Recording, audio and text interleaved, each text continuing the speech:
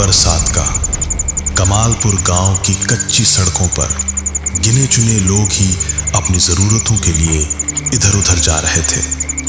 नितिन को स्टेशन की तरफ से लौटते देख, अरे नितिन, कैसे हो? और खुशखबरी सुनाओ, तुम्हारी पत्नी का क्या हुआ?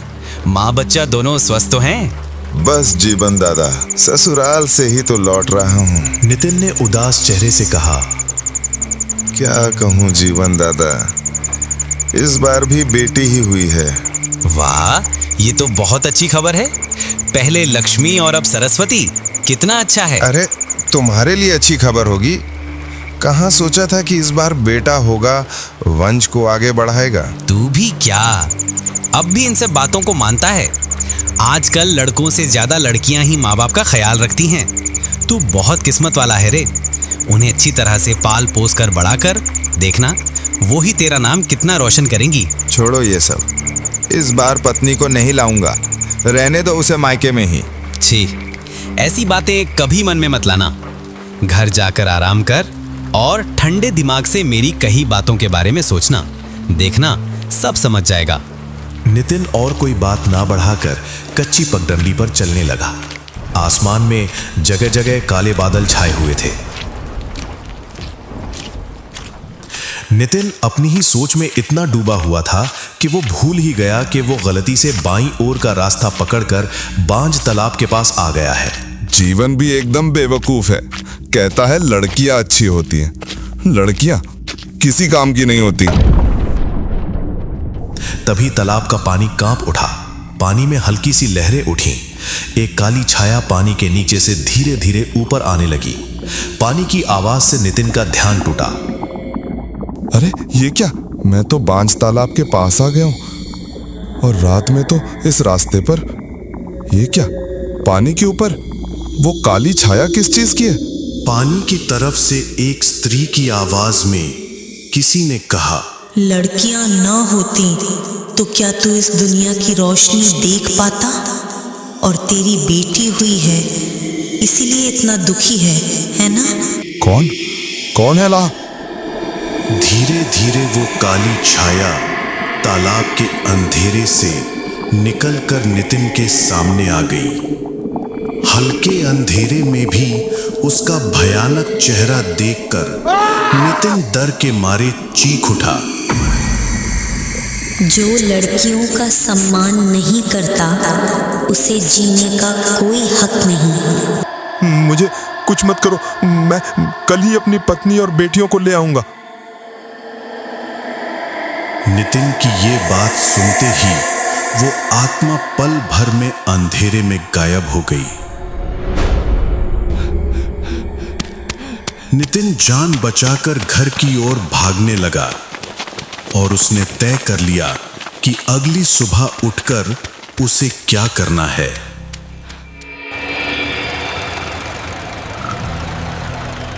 सुनो तन्मय, बहुत दिन हो गए कहीं घूमने नहीं गए। चलो ना किसी शांत जगह से घूम आते हैं। तन्मय बिस्तर पर बैठा 7 साल की बेटी मिनी के साथ खेल रहा था। हाँ, तुमने बिल्कुल ठीक कहा। बीच में बेटी की तबीयत इतनी खराब रही, डॉक्टर ने भी कहा था कि सबका मन ठीक रखने के लिए कहीं शांत जगह से घूम आना चाहिए। कहाँ जाया जाए बताओ तो। इसी बारे में बात कर रहा था तो मेरे ऑफिस के सहकर्मी शैलेश जी ने बताया था कि डालखोला में उनके मामा का घर है, वहां से घूम आ सकते हैं। हाँ, तुम बीच में बता तो रहे थे। सच में अब तो सारे टूरिस्ट प्लेस में इतनी भीड़ हो गई है कि शांति नाम की कोई चीज ही नहीं बची है। ये डालखोला कहाँ है? ये छोटा नागपुर के पास है। शैलेश जी के मामा अकेले ही रहते थे। वे वहां के एक स्कूल में शिक्षक थे, इसीलिए उन्होंने इतनी सुंदर और शांत जगह पर घर बनाया और कभी शहर की तरफ नहीं आए। उनकी मृत्यु के बाद शैलेश जी को ही वो घर मिला। 2-3 साल में एक आध बार जाते हैं और देखभाल के लिए एक आदमी रखा हुआ है। तन्मय और रिया की बातें मिनी इतनी देर से सुन रही थी। सब सुनकर उसने प्यारी सी आवाज में कहा, चलो ना पापा मम्मी, वहीं से घूम आते हैं। मैं गांव देखूंगी। रिया ने मुस्कुराते हुए बेटी के सिर पर हाथ फेर कर कहा। ठीक है, जब बेटी वहाँ जाना चाहती है तो वहीं से ही चलो डालखोला से ही घूम आते हैं। अच्छा, तो यही तय रहा। जब बेटी और माँ चाहती हैं तो वही होगा। कल ही ऑफिस जाकर शैलेश जी से वहां जाने की सारी जानकारी ले लूंगा। जैसा तय हुआ था, तन्मय शैलेश से सब कुछ जान लेता है।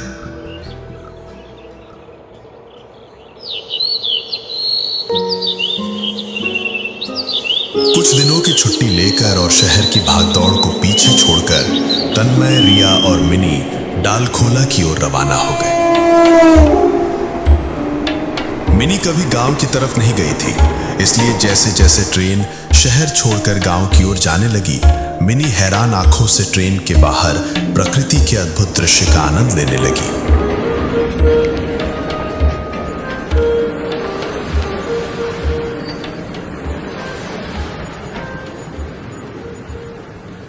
जब ट्रेन डालखोला पहुंची तो शाम होने वाली थी। तन्मय और उसके परिवार को ट्रेन डालखोला में उतारकर छुक छुक करती हुई क्षितिज में विलीन हो गई।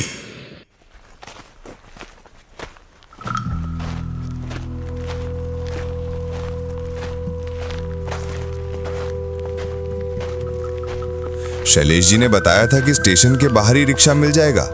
हेमेंद्र नाथ का घर कहते ही पहुंचा देगा। उस तरफ रिक्शा स्टैंड लग रहा है। हाँ, चलो। रिक्शा चालक को एक बार पता बताते ही वो समझ गया।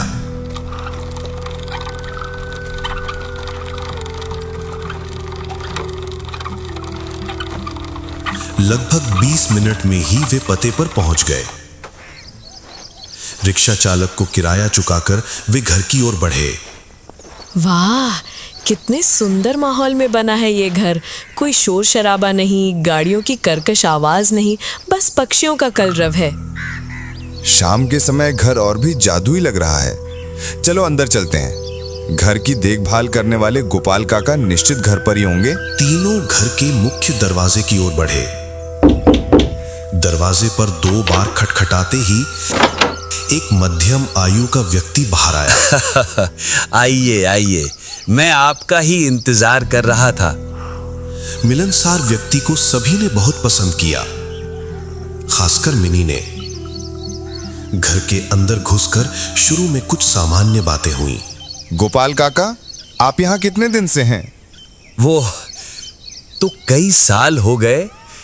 पहले ये घर कितना गुलजार रहता था, अब तो कोई आता ही नहीं। गोपाल काका, आपका घर कहाँ है? यहीं पास में मैदान मोहल्ला में मेरा घर है।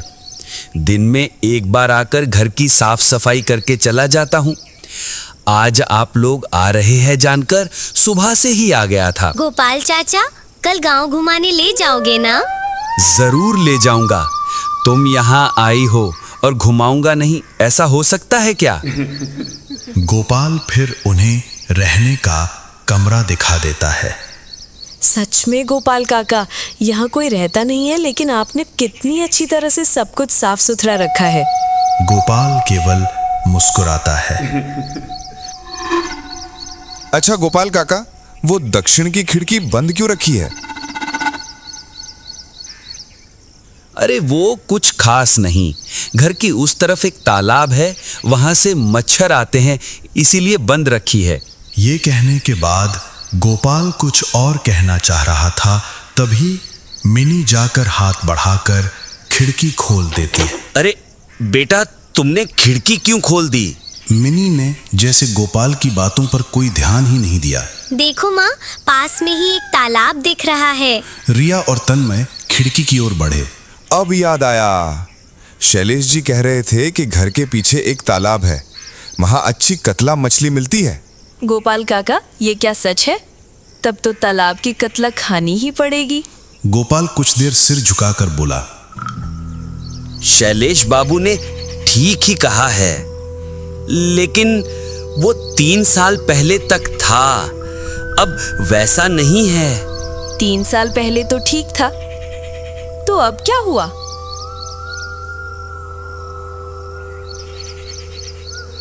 रात में वे सब बातें ना करना ही अच्छा है। कल सुबह बताऊंगा उस बांझ तालाब के बारे में। बांझ तालाब, ये कैसा नाम है? कल सुबह क्यों? तुम अभी क्यों नहीं बताते? कोई बात नहीं। नहीं, कल सुबह ही सब बताऊंगा। ठीक है गोपाल काका, जब आप बताना नहीं चाहते तो हम जोर नहीं देंगे। रिया भी तन्मय की आंखों का इशारा समझ गई। अच्छा गोपाल काका, हम आज यहाँ नए हैं, आज रात तो कम से कम यही रुक जाओ। गोपाल उनकी बात को मना नहीं कर सका। ठीक है, तुम लोग यहाँ नए हो, रात में परेशानी हो सकती है, इसलिए आज की रात में यही रुक जाता हूँ। रात काफी गहरी हो चुकी थी, सब गहरी नींद में थे। तन्मय और रिया जिस कमरे में सो रहे थे उसकी खिड़की खुली हुई थी।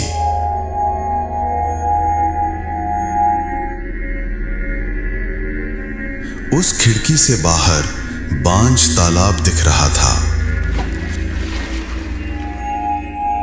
अचानक तालाब का पानी थोड़ा सा लहराकर शांत हो गया। एक काली छाया वहां से बाहर निकली।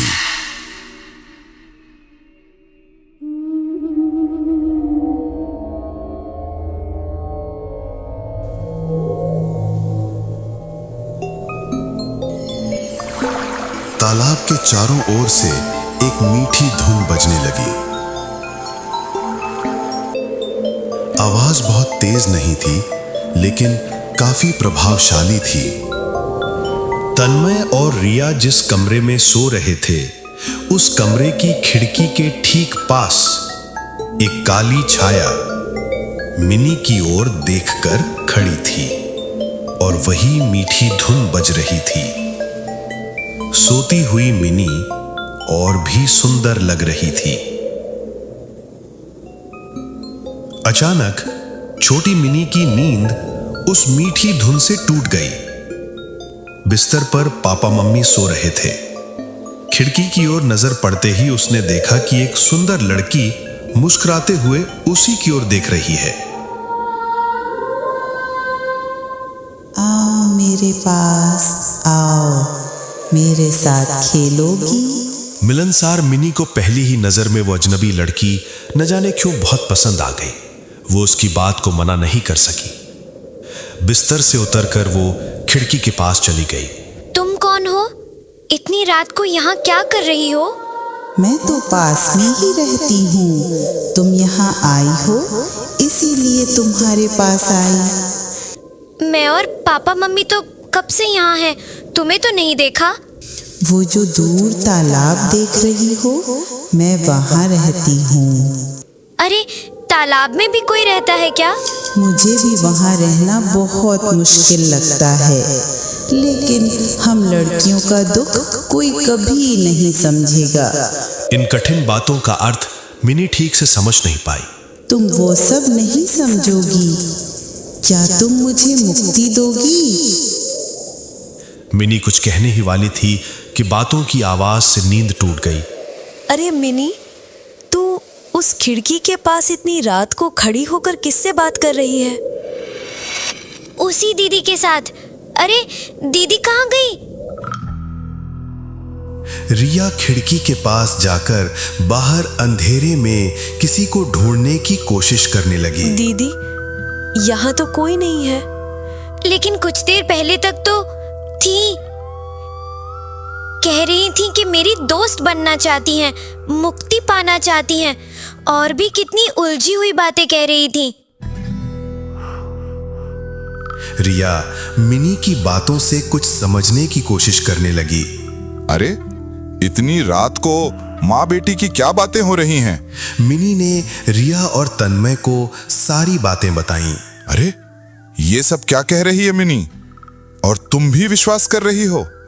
लड़की को सोने से पहले न जाने कैसी कैसी कहानियां सुनाती हो, और उन्हीं से सपने देखकर क्या क्या कह रही है। नहीं पापा, मैंने कोई सपना नहीं देखा। अच्छा ठीक है, अभी सो जाते हैं, चलो। कल सुबह गोपाल काका से मुझे कुछ बातें पूछनी है। रिया खिड़की के पास जाकर तालाब के काले पानी की ओर देखकर खिड़की बंद कर दी।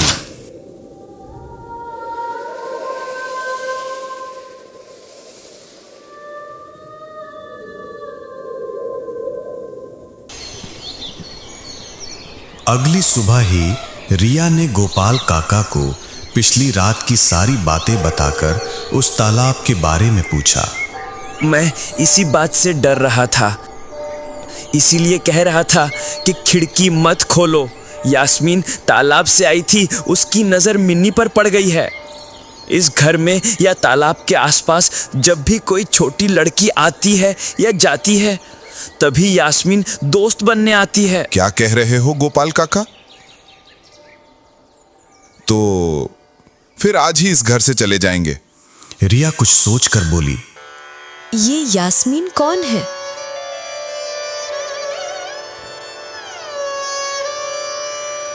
यास्मीन पास के गांव की लड़की थी। इस गांव के लड़के अरशद से उसकी शादी हुई थी, लेकिन शादी के कई साल बाद भी कोई संतान नहीं हुई और आखिर में एक मृत बेटी पैदा हुई। अरशद और उसके माँ बाप उस पर बहुत अत्याचार करने लगे। अपशगुनी, डायन, बांझ क्या क्या नहीं कहते थे। गांव के लोगों ने विरोध किया, लेकिन कुछ नहीं हुआ। आखिर में अत्याचार सहन न कर पाने के कारण उसने उसी तालाब में डूबकर आत्महत्या कर ली और उसके कुछ दिनों बाद से ही उसकी आत्मा तालाब के आसपास दिखाई देती है और कोई छोटी लड़की देखने पर उसकी दोस्त बनना चाहती है। मृत यास्मीन को देखकर उस तालाब के रास्ते से अब कोई नहीं जाता। क्या उसने अब तक किसी बच्ची का कोई नुकसान किया है? वो तो नहीं किया है। मैं तो कहता हूं कि आप लोग यहां से चले जाइए। हाँ रिया, यही अच्छा होगा, यहाँ से चले जाते हैं। नहीं, आज रात यही रहेंगे। यहाँ रहोगी मतलब? मैं मिनी का कोई खतरा नहीं होने दूंगा। यास्मीन अगर चाहती तो कल अकेले पाकर ही मिनी का नुकसान कर देती, लेकिन उसने नहीं किया क्योंकि वो नुकसान नहीं चाहती। वो चाहती है केवल। क्या रुक क्यों गई? मिनी बेटा, क्या तुम यास्मीन को देखकर डर गई थी? नहीं तो माँ, बिल्कुल डर नहीं लगा। वो कितनी सुंदर दिखती है। आज रात तुझे तालाब के किनारे जाना होगा। पागल हो गई हो क्या? ये क्या उलझुल कह रही हो? मेरी बेटी को कुछ हुआ तो? 10 महीने 10 दिन मैंने उसे अपनी कोख में रखा है। मैं जानती हूँ कि मेरी बेटी का भला किसमें है। एक माँ ही दूसरी माँ का दर्द समझती है। लेकिन बेटा, तुम करना क्या चाहती हो? आज रात तुम लोग खुद देख लोगे। अच्छा, अब और बातें नहीं, जल्दी से तैयार हो जाओ, गांव देखने जाना है ना। इसके बाद तैयार होकर गोपाल काका के साथ तीनों गांव देखने गए।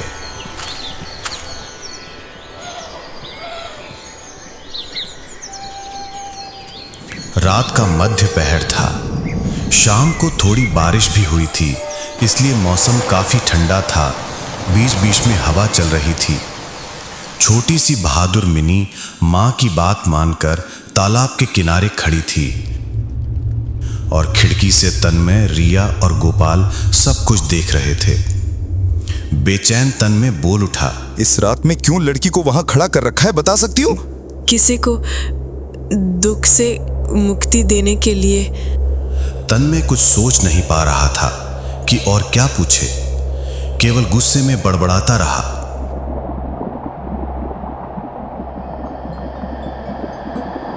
तभी अचानक एक काली छाया तालाब से उठी और एक सुंदर लड़की का रूप लेकर मिनी के पास खड़ी हो गई और वही मीठी धुन बजने लगी। वो रही यास्मीन। अरे दोस्त, तुम यहाँ? माँ ने कहा है कि मैं ही तुम्हें मुक्ति दिला सकती हूँ, इसीलिए। यास्मीन ने एक बार खिड़की की ओर देखा।